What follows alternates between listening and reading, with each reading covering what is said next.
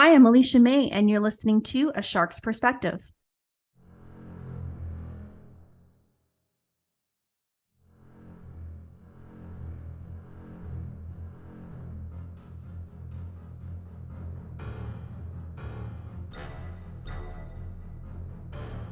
Welcome back, and thank you for joining A Shark's Perspective. I am Kenneth Kinney, but friends call me Shark. I'm a keynote speaker, a strategist, a shark diver, host of this show, and your chief shark officer. So in-person events are back. We're post-pandemic for the most part. But what has changed with conferences and events and shows? Is the goal to just recreate what we had in the good old days of 2019? Or are audiences wanting something different, something more? If you're involved in putting on an event, then ask yourself, what does it take to create an event people will remember?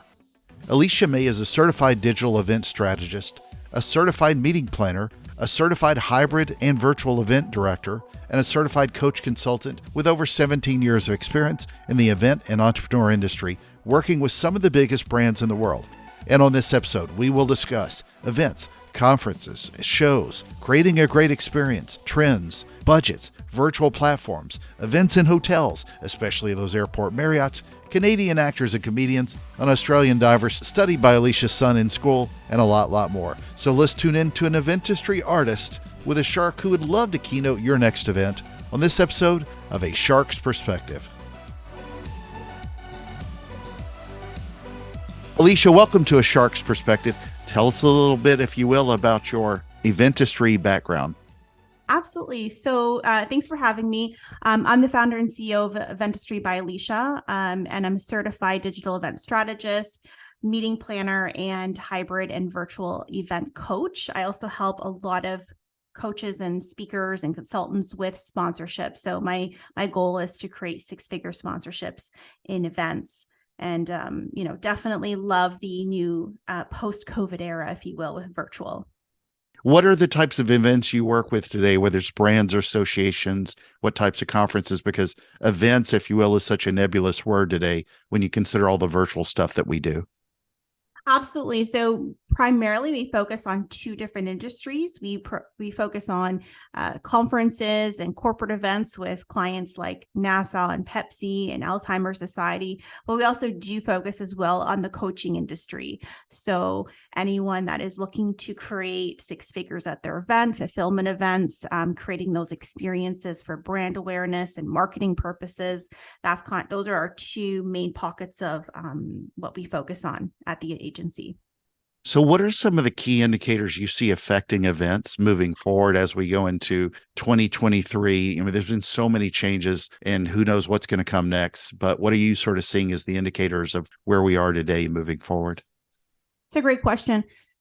The way that we're moving forward is ever changing. This whole past year has been up and down and around the corner and down the bend. And what I mean by that is people are doing events differently, and there's not one trend that we're following. So there's people that are still, I'm all on board just for virtual events because it makes sense for our business.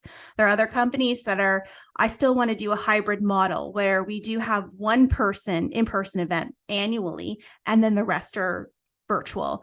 And then we have companies that are, no, I don't want to focus on digital. It didn't work for us. It was good when we had it. However, we just want to create live experiences. So not one company is doing something the same. Everyone's doing a very different model based on their specific needs and wants of their company. So that's the trend. People are like, oh, live is back. Live is back for sure, but it doesn't necessarily mean people are ready to be back in person. And I'm seeing that with a lot of event attendance and a lot of, what used to be a 1,000-person in-person event is now a 150-person in-person event, while the rest are hybrid. So I'm seeing a lot of that, oh, live is back, but I'm not seeing the attendance in specific industries. That is, some people are, technology events are back to where they used to be, or at least 70% capacity. However, I'm seeing a little bit of a decline in the live. And, you can tell, you can maybe argue with me and there was, 10 more people or, 10 times more people that from pre-COVID, and that's great. That maybe worked in your industry, but for where I'm seeing things, it's a little bit of all over the place right now. Yeah, I couldn't agree more. I mean, I know in 2022, I spoke in an event that in 2019, from understanding, had about 800 people in person. They paused in the fall with COVID and did a virtual. 2021, they did a virtual. They had it in 2022, along with three other conferences that this media company had put together, all nested in this one big, massive group of ballrooms. And instead of having 800 again, they had about 100 to 125. And the other three conferences didn't even amount to all of 800 Exactly. people total. And it's as people get more comfortable, you still got budgets to deal with because CFOs got happy not having to send everybody's, travel everywhere. And Exactly. it's frustrating. I know another event that typically was in the 3 to 5,000 range, one of the bigger marketing conferences. They had maybe 1,500 people there this year. And I think last year or in 2022, they had 1,500. And in 2021, they had about 800. So Right. they've come a long way. There's still a long way to go. Still a long way to go. So what are you seeing though? I think that's a great point about everybody doing something a little bit differently. What do you see that they could do differently to make their events better? Oh, where do I start? I mean, at the end of the day, it's all about their budget, right? Because you can either have an event at the Holiday Inn or you can have an event at the Ritz. Like there's so much in between as well. To make your event better, as logistic side or as a management side, obviously hire somebody, because I keep hearing the same thing. Oh, we did it ourselves last year. Oh, we did it ourselves and it didn't turn out and there were so many errors. Okay, well then hire somebody that makes sense for you to hire, right? Whether you're on-site help day of or leading up to it. Marketing wise, I mean, where do I start? Marketing events is kind of this new bomb of, okay, let's just put up our event and hope people sign up, or like sign up for my event, register now. And that doesn't work anymore. You're going to need cutting edge, clear marketing, video marketing. You're going to need influencer marketing. You're going to need all of those wonderful things that help customers see it over and over again until they purchase a ticket. And it has to be innovative. It has to be brand new. People have spent the last 3 years glued to their screen. Nothing is interesting anymore. Absolutely nothing is interesting. We have, I think I read this, the attention span of 4 seconds, which is less than that goldfish of 7 seconds, right? So now we're at this level of error where we're always on our phone, swipe, swipe, swipe, swipe, swipe. What's gonna say, make you stop in your tracks and say, oh wow, that's interesting. Maybe somebody else that famous speaking about it. Oh, if she likes it, then I'll probably like it. Influencer marketing has come a long way in the last 3 years since the era of TikTok has evolved. These ads on Facebook and Instagram and LinkedIn, I mean, do you swipe through? Probably, right? Like, do you even look at these ads? Not anymore. No. So I've seen Instagram and Facebook ads plummet. Have you seen those plummet? I mean, that pay per click is down the drain. So right, innovative marketing that again works for your company and works for you. Some companies are not able to do that, especially big corporate ones, but and then, you talk about sponsorships, right? So I'm kind of trying three different industries here: logistics, your marketing, and then your sponsorships. And partnerships and sponsorships are much different than they were 3 years ago, right? Marketing budgets are slashed. Let's just put it that way. Yeah. Well, so if someone is putting on their own event and they are used to working with sponsors, and it could be, 30, 40 sponsors, and that's where a lot of the base funding comes in to put together an in-person event. A lot of those could get a very good lead gen experience for their biz dev people they send. In the virtual world, it's much different. It's one, you're probably only going to be able to talk about one sponsor. There's not going to be even a virtual booth doesn't hold the same presence as walking by somebody handing out tchotchkes. But at best, they're going to be able to give out the list a lot of times with the email addresses and titles of whoever signed up. What do you think events can do differently to help maximize the sponsorship value for people who are now looking at this event world a lot differently? I mean, I talk to sponsors every day. I talked to a sponsor yesterday. I'm talking to a sponsor this afternoon, and it really depends on the goal of that company, right? So you have to, first of all, listen to what they're telling you. If they're saying, we want brand awareness, we want this, we want to have those lists in our hands, then you can create that package, right? You can create that package, customized, bespoke package for them. I do like your tiered option to give them a guide as to here's the price indicators and here's what we want to have per tier. However, those are easily customizable. So at the end of the day, you have to listen to the goals, you have to listen to them, and you have to understand how to put them in alignment with your event through and through, right? From the very beginning to the very end, before and after the event, and maybe a year from now. And that's the goal in sponsorship today is to, simply listen to your sponsor. And that's the key. A lot of sponsors now are really focusing on what makes sense for them, as their dollars, like I said, have been a little bit slashed since you've seen all the tech layoffs, I'm sure. And understanding how they can best, utilize their money. And that's nothing new, but it's kind of coming to a that's the keen idea. They don't want to spend money where they don't have to. And so meet them in the middle, be compromising enough that if they want to spend $10,000 instead of that 30 that they did pre-COVID, then meet them in the middle and say, here's a package that I can create for you. And more often than not, I've been, 90% successful in that. So you just have to listen, understand your event, and understand where they want to go with their brand. I'm looking forward to the day when you can really even sort of personalize the experience inside a lot of the virtual platforms, so that you may see something a lot differently than I do, depending on whatever, contextual advertising, if you will, to make, deliver something a little bit differently. That's going to be pretty cool. But you've used a gazillion tech platforms, right? So many. How many have you demoed and kind of tested through? So we're at about 91 that we have used, actually used, not even demoed. Like, we've used a lot of those platforms before COVID too. I'm counting before COVID. Not one of them is perfect. I'm sure you've heard of that. Not one of them is going to have everything you need and the budget you want. Some of those platforms are $80,000 to $100,000, right? And they're still not going to be perfect. But the salespeople say it's perfect for your event. Oh, they can sell you into anything. Exactly. They can sell you into like wearing socks for their company.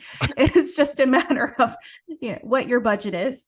What it's like your wish list, right? Here's my wish list. Here's my need and want list. Like, break it down. And if you don't get everything in your wish list, then, you can't, you're not going to be able to, even with a high budget. What's your advice to event planners as everyone runs back to live events from the virtual world? We looked at live events and then tried to recreate that in the virtual world. A lot of big failures there. It became very yes. massive, like tsunami failures. And then it got pretty stale and boring. And, you had a lot of speakers who had their certified presenter, virtual presenter, and yet they were still boring. And events, people were still coming up and not paying attention. But now we're running back to live events. And I don't think that just recreating 2019 all over again is going to, even those were getting sort of stale for a lot of people. What do you think we need to learn from our past, if you will, as we move into the future with events? I like that question. I think at the end of the day, it's like you mentioned, there's a lot of boring speakers.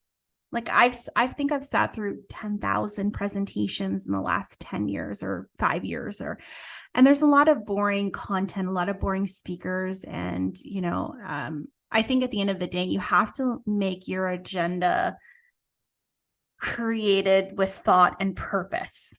Let's just say that, because I've seen amazing speakers and like they've stacked their agenda. Those agendas where it's like you have celebrity and this, and it's so like, wow, amazing. And then you go and see them and nothing is aligned properly, right? You go from one presentation to the next and there's no intersection. There's no meshing of the goods. And so that's a big pet peeve of mine. So let's do better, event, producers, planners, and even for myself, I'm not perfect. And, we want those celebrity names to draw that traffic, but at the end of the day, we definitely need to make that agenda mesh. Another thing too is my one of my biggest things when I attend an event is I see the experience through and through. From the moment I step my foot into the building, I want smiling faces. I want somebody to welcome me. I want, I don't want to see people in a corner hushed and with their clipboards all panicked. That to me is like, hey, something's going wrong. And no event is perfect. Something's always going wrong. Don't get, it is just the nature of the business, but I don't want to see that. I want to be able to feel welcomed, feel relaxed. I want to understand where I'm going because as attendees in a building, nobody knows where they're going. Where am I going? What's going on? How's this? There's a lot of things happening at the same time. The list can go on, but those are my two top, right? Your agenda has to be great and fantastic. And, for post-COVID world and era, it has to be top notch, even if they're not well-known speakers. Okay. You've hired in a lot of speakers, right? I have. Select a lot of them.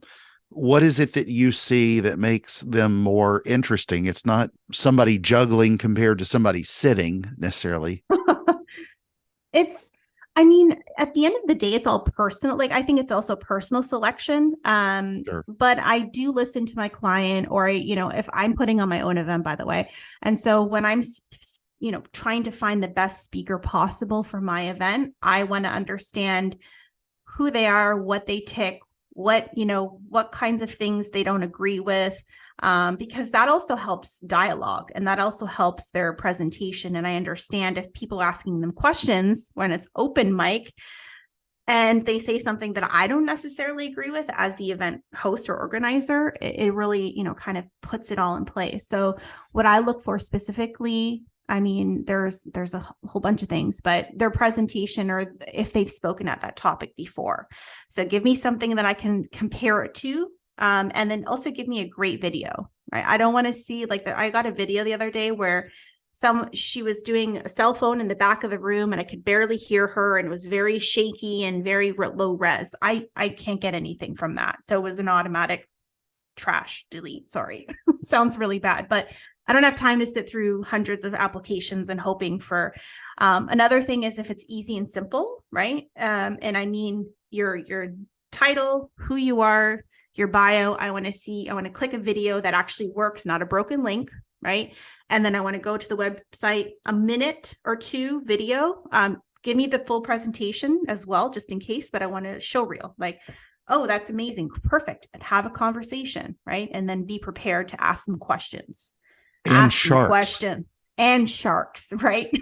Because my demo reel has to be the only one that I've seen. I love your demo reel. I did see it, and it was like, that is interesting. See, that's I don't know any others that have a warning label in there. I do not either. I've never seen that, and I've seen thousands. Yeah. So what are the buzzwords that you're hearing about the events? One of the things everybody's talking about a lot more with events is the experience.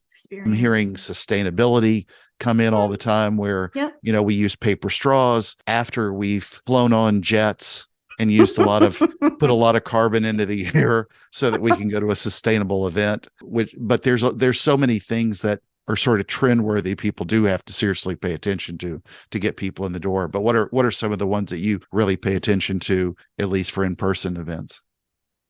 It really depends on the company. I work with, I'm consulting with a company right now, tech company, and they're all about sustainability, 100%. It's all about no paper at the booths, no paper at events, understanding their carbon footprint and, choosing local caterers that are farm to table. There's a whole bunch of, ways on the trends of different companies that I work with. Another one is definitely the experience, but I feel like experiences do get thrown around a lot as a very cliche word. It's a very misunderstood word. I think it's a very much, we'll have an amazing experience, but they're not willing to put in the budget for the experience. And then it just happens just to be a, same old event on stage with people and lights and show. And I mean, it's the same thing. So how are you actually going to create an experience? Are you going to create a pocket of experience? Because that's a different way to think about it. Is maybe there's a pocket of experience, not the whole thing, because you cannot do a whole thing without the budget, right? You cannot have a greeter at the door and you can't have this entertainment. But even if you do, it's not going to resonate with some people, right? I've seen amazing events that I thought were like top notch, amazing celebrities and craziness and lights and show and huge LED screens. And that doesn't work for some people.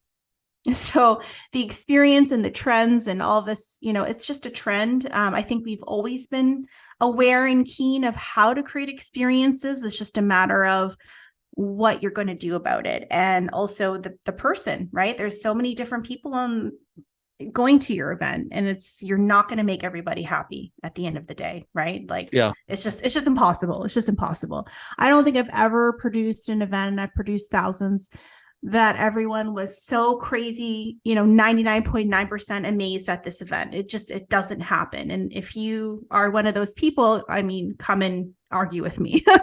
I'm happy to have that conversation. But at the end of the day, trends come and go, right? I think that now there's a lot of experiences that are intimate events. That's what I'm hearing, intimate events, which I love. I love those intimate events. Sure, do it 100%, right? And have your live stream, but do it correctly. And if you don't know how, then, go out and find out the things. Like, I have a running list on my phone of all the things that I love about events that I've attended in the past. And I go back and I remind me, okay, that's great. That's what I love to see. I don't like. So create your own trend. It's my little pocket of advice. To that. That's great advice. So wave your magic wand. What one thing would you do if you could wave your magic wand over to make events amazing, or at least a lot better going forward? What's the one thing that you see over and over again? You just could give them a little twinkle of the eye. And I'm going to say something like super controversial, maybe. I don't like events in hotels. So that's my take, because I wish I can wave a magic wand and find the perfect venue that isn't in a hotel, because hotels almost dampen the experience. And there's that silly word again, because you have other people, you have the elevators, you have squirrel, you have this, there's so many things that are going on in the hotel. You have people that leave the event. So, pick a venue and pick something that works for your event, that is going to be the best. I drove, and one example, I promise I'll be quick. I drove to this event venue, which was beautiful on the inside, but it was like 35 minutes in industrial warehouse. And I'm like, oh my gosh, do people want to, go to this event, even if it's 35 minutes outside in this crazy weird neighborhood? But once they were there and there was like this kind of, bubble, it was fantastic, right? And so it was easy. We had food trucks and everything. So I don't like hotels. I mean, it's super convenient, but I feel like it just dampens the experience a little bit. So yeah, I get that. Not that you can ever bring down that airport Marriott experience, but I get it. Marriott's, yeah. Well, Alecia, I asked this of all my guests, and I've got to ask, especially considering you're on the water. Oh, I love it. But what is your favorite kind of shark and why?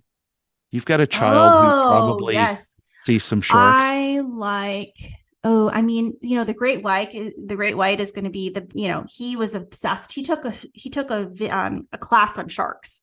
So he did. It was on, I can't remember this website during COVID. Who did? Outschool. My son okay. did. And it was like this famous shark guy, diver, whoever, and he got bitten by, he had no leg, right? It was like, he was obsessed with sharks. So he's a big fan of the great white. So I have to be as well. He was Australian, I believe. Yeah. I can look it up. No, I got to look it up because it's going to drive me nuts. Paul DeGelder. Yes, I think that was him. Yeah. Paul DeGelder. Paul DeGelder, DE space GELDER. He was a Navy diver that got bit off of Sydney Harbor. I couldn't think of his name, but I knew all the background. But yeah, he lost a couple of limbs. So Yep, there it is. Shark class. See, Paul de Gelder. There it is. Yep. Nice. Yep. July 2020 is when he took it. He was obsessed with sharks. Love it. Obsessed. So Love it. he knows all of them. All right. Well, Alecia, it's that special time in this show where we're going to maximize the experience with some sustainable questions. I'm just kidding. Oh, Are you ready gosh. for the 5 most interesting and I am. important questions that you're going to be asked today? I'm ready. Let's do All it. right. Number 1, for the best experience done right, in-person events or virtual events? In person. All right. Number 2, which Canadian over their body of work is funnier? Jim Carrey or Ryan Reynolds?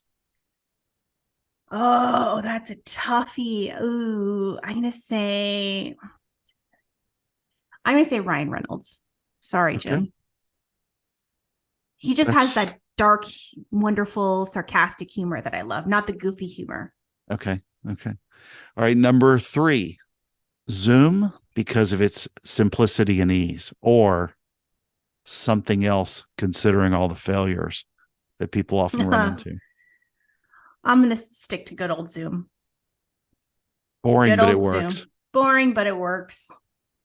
All right. Number 4, another Canadian question. Love these. Yeah, we're picking on the Canadians I today. love this. Which Canadian is better at the craft of acting? Ryan Gosling or Rachel McAdams? Have you seen The Notebook? I just watched it like a week ago. I don't like Ryan Gosling. Sorry. Rachel. Okay. She was amazing in The Notebook. She's like charismatic. So yes. She's a cutie. Yeah. All right. Number 5, and the most important question that you're going to be asked today is biscuits or cornbread? Oh, that's a Southern thing. I'm going to say biscuits. Okay. Yeah. To be honest, you wouldn't believe how many people say, well, I'm a Southerner, so it's got to be cornbread, or I'm a Southerner and it's got to be biscuits. And so it's anything Half with bread. and half. Half and half. I mean, so Alecia, love it where all. can people find out more about you, learn about what your company offers and what you're doing in the event space, keep up with you and more? Absolutely. So you can go to eventistrybyalecia.com. I know it's a mouthful. Go on over to LinkedIn and connect with me there. I share industry articles. And you can find me Alecia May on LinkedIn. Awesome. Thank you very much, Alecia, for being with us today on A Shark's Perspective. Thank you, Shark.